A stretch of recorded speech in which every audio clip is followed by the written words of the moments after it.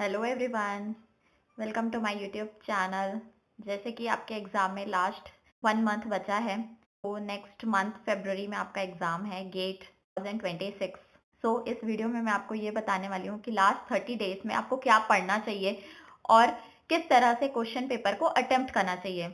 Start करते हैं। पहले मैं वो बता देती हूँ आपको 30 डेज अभी क्या करना चाहिए, और लास्ट में आपको बताऊंगी कि क्वेश्चन पेपर को किस तरह से अटेम्प्ट करें।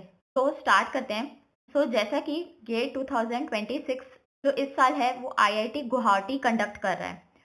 बेसिकली गुवाहाटी ने लास्ट 2018 और 2010 में ये पेपर कंडक्ट कराया है। ये मैं इसलिए बता रही हूँ ताकि जो आप प्रीवियस ईयर क्वेश्चंस अटेम्प्ट करें तो स्पेशली 2018 और 2010 का जरूर अटेम्प्ट करें, क्योंकि कई बार क्या होता है किसी भी इंस्टीट्यूट का जो पैटर्न होता है वो थोड़ा बहुत सिमिलर होता है। नाउ अब हमारा 1 मंथ बचा है, तो आपको लर्निंग कैसे करनी है। अगर आपने बहुत अच्छे से पढ़ाई कर ली है तो आपको रिवीजन करना है डायरेक्ट, लेकिन अगर आपने लर्निंग नहीं की है तो आप क्रैश कोर्स से जो हाईली वेटेड सब्जेक्ट हैं आपके जो भी रिस्पेक्टिव ब्रांच के, उसको अच्छे से देख लेना है।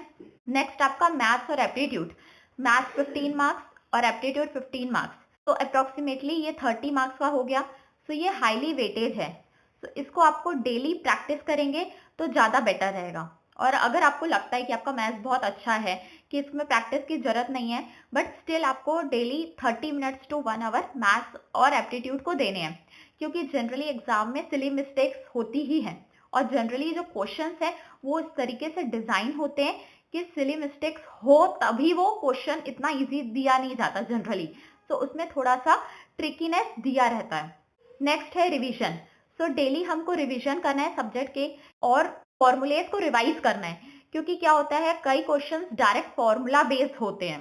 फॉर्मूलेज आपको हर सब्जेक्ट के अगर आप रोज लिख रहे हैं तो भी वो बेटर ऑप्शन है। मीन्स रोज आप एक सब्जेक्ट का फॉर्मूला लिख सकते हैं, रोज बिना देखे आप डायरी में आप कोई भी सब्जेक्ट को पर्टिकुलर डे में पूरे फॉर्मूलेज आप लिखने की कोशिश कर सकते हैं, क्योंकि कई बार जब आप फॉर्मूलेज लिखेंगे तो हो सकता है आप कुछ फॉर्मूलेज को भूल गए हो। नेक्स्ट है प्रैक्टिस करना है आपको प्रीवियस ईयर क्वेश्चंस। इसमें स्पेशली 2018 और 2010 का जरूर प्रैक्टिस करें। नेक्स्ट है हमारा वर्चुअल कैलकुलेटर।